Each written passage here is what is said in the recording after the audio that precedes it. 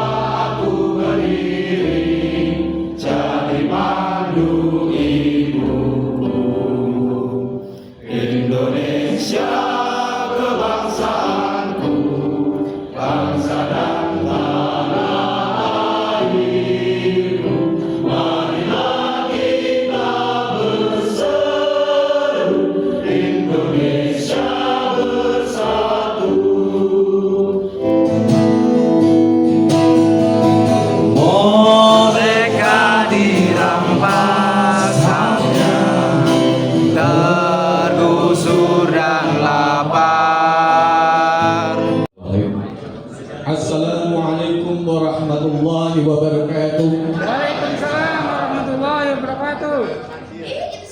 Ki Muhammad Jarod Setioko belum menjawab salam saya. Assalamualaikum warahmatullahi wabarakatuh. Waalaikumsalam warahmatullahi wabarakatuh. Salam reformasi. Sarifah Ori Wulandari belum menjawab salam saya. Assalamualaikum warahmatullahi wabarakatuh. Waalaikumsalam warahmatullahi wabarakatuh. Assalamualaikum. Waalaikumsalam. Aku beri kalian keselamatan, kamu pun memberi ke aku keselamatan. Tapi mengapa kita masih saling menikah? Saya kemarin dihubungi Mbak Ori untuk baca puisi. Sebenarnya saya belum lama banget tubuh saya menolak untuk membaca puisi. Tapi akan saya coba membaca puisi karya Mas Teguh Esa. Moga-moga Pak Jarod berkenan mendengarkan. Saya lama banget baca puisi.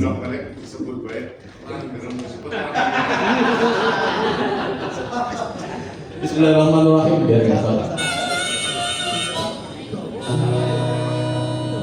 Kepada kawan-kawan di jalan keheningan, kita tak boleh terus begini kawan-kawan, bertapa di pembuangan, simpan dendam pengungkaman. Orang-orang khial segala arah berkomplot dengan orang-orang asing seberang lautan. Mereka kuasai segala ruang kenegaraan, mereka lelang tanah, air, angkasa dan segala sumber kekayaan dari Merauke di Papua sampai ke Sabang di negeri Aceh Darussalam. Mereka perlakukan rakyat lebih rendah dari binatang. Tak pantas kita begini terus menerus kawan. Berdoa di tepi kesedihan, bersajak tentang segala pengharapan. Tidak, kita memang orang-orang buana, tapi kita bukan pecundang. Kita hanya terlalu romantik sikap kesepian dan terlalu sering pandangi langit gelap, dan kita biarkan kegagahan kita hanya jadi kenangan dan keberanian kita hanya jadi catatan. Ayolah kita bangkit sekarang, kita tinggalkan kesunyian, kita terjun ke semua medan pertempuran, kita tegakkan, kita teriakkan lagi pekik-pekik peperangan, kita tulis lagi prosa-prosa paling garang dan sajak-sajak paling tajam, kita hidupkan lagi akar-akar juang rakyat yang mereka bius, yang mereka bunuh dan mereka matikan. Kita berorangkan lagi semangat para patriot yang hanya menghadapi segala kekalahan. berjuang kawan. Kita di depan, kita susul lagi barisan-barisan yang rakyat yang dihinakan. Kita tunjuki mereka arah kebenaran. Kita nyatakan keadilan untuk semua orang. Kelola negara buat kita gampang. Prosa-prosa sudah kita tuliskan, naskah-naskah drama sudah kita pentaskan, dan puisi-puisi etika yang kita senandungkan adalah tesa-tesa kebenaran dan kebijaksanaan. Kita sudah buktikan segala premis-premisan, aksioma-aksiomaan, abstraksi-abstraksian dan teori-teorian pembangunan mereka hanyalah hayalan-hayalan penuh kepalsuan. Semua itu dapat kita batalkan. Kegagalan mereka berserakan di runtuhan peradaban kebebalan. Mari kawan-kawan, buang segala lagu, campakkan semua bimbang. Ini perang kita, perang kebudayaan. Kita bergerak kawan-kawan, bersama-sama, bahu-membahu, serentak, serampat.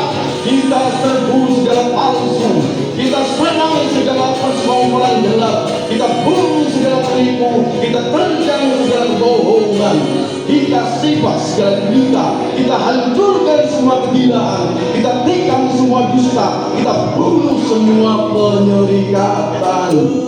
Jangan diam berarti pengkhianatan. Tak ada absen adalah kebencian. Ini perang penghabisan. Allah bersama kita. Dia telah pastikan kita menang. Percayalah dan yakinlah, aku di depan kalian. Wallahul muwaffiq.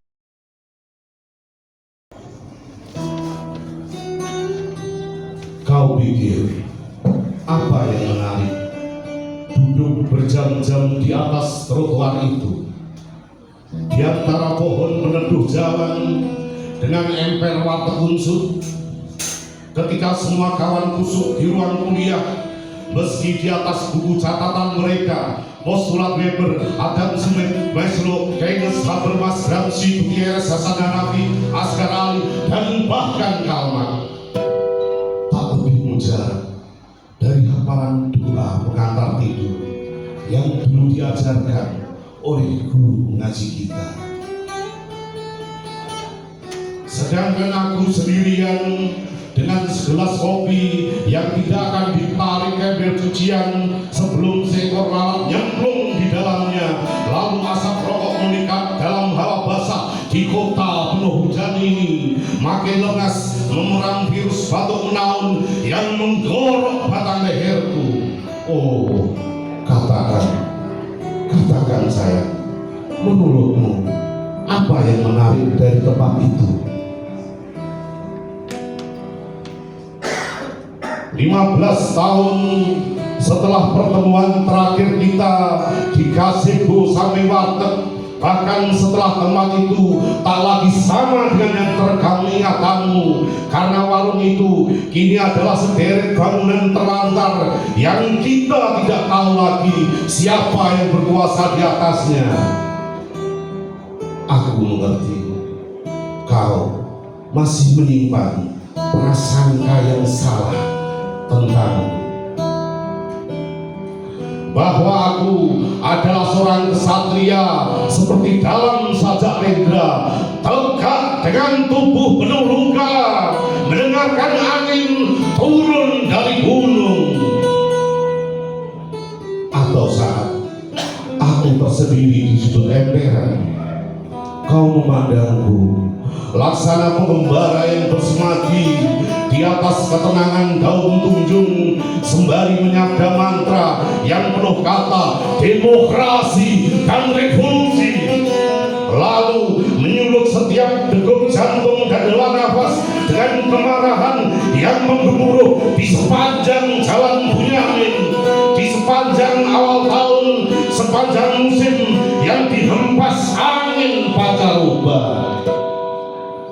Hingga kau lebih hafal lagu Darah Juang dibanding My Heart Will Go On yang filmnya kita tonton di Raja Wali dengan menggadaikan celana jeans terbaru.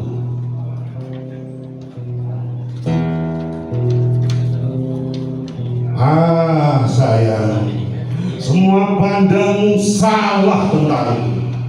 Karena sesungguhnya aku lebih mirip hewan pejantan dalam acara televisi jadul Flora dan Fauna yang melakukan segala hal demi menarik perhatian betina lawan jenis, serupa merak yang mengembangkan ekornya atau kicau burung kacer ketika musim kawin telah tiba.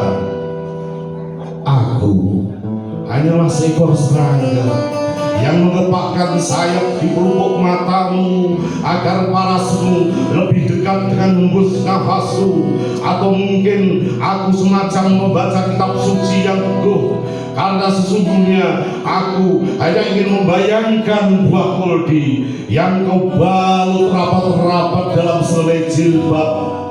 Meski hingga saat kau pergi 15 tahun lalu, tak sekalipun bisa aku ulangi dosa Adam terhadapmu.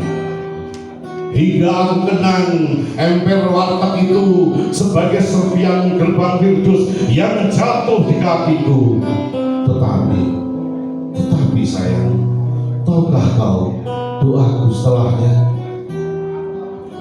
Tuhan, kembalikan tulang rusuk yang kau sempal dari dadaku, atau jika tidak, sebaiknya, oh Tuhan, Engkau revisi kisah dosa-dosa awal dalam kitab-kitab suci itu. Purwokerto, Jakarta, Januari 2000.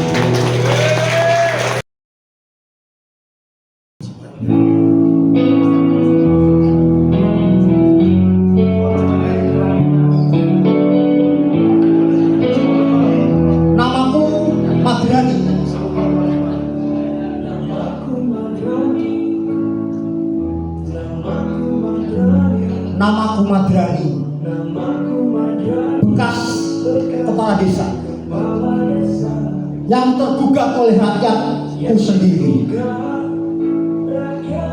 Namun aku menggugat langit kosong. Di gendeng yang hijau, sawah terbentang luas, Madrani bermimpi kampus untuk semuanya. Tanah leluhur diwakafkan dengan penuh hati untuk rakyat dan anak cucunya supaya menjadi sarjana. Tapi mimpi itu bohong, janji itu hampa. Kampus berdiri megah, rakyat terpinggirkan, reformasi bergema, tapi korupsi merajalela. Madrani tergugat, rakyat tersingkirkan, terhianati. Namaku Madrani, bekas kepala desa yang tergugat rakyatnya sendiri.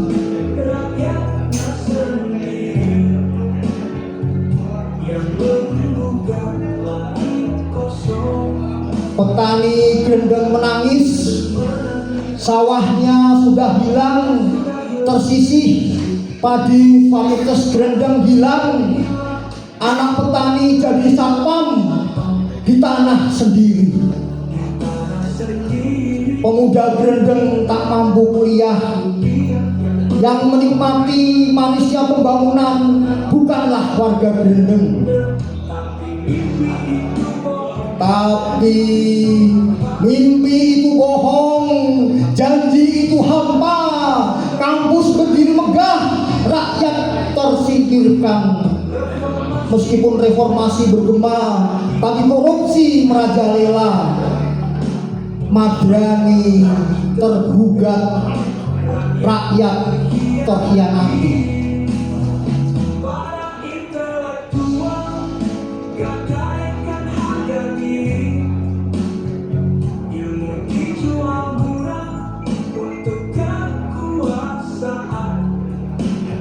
politik jadi bisnis, hukum menjadi perdagangan, pendidikan menjadi komoditas, rakyat jadi korban.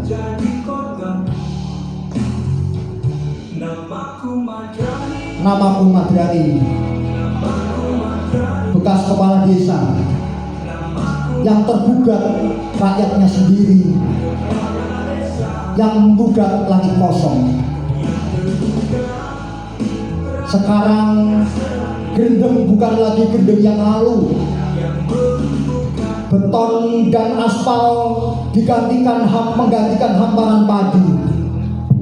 Kos-kosan berderet, minimarket berjejer, petani jadi buruh di negeri sendiri.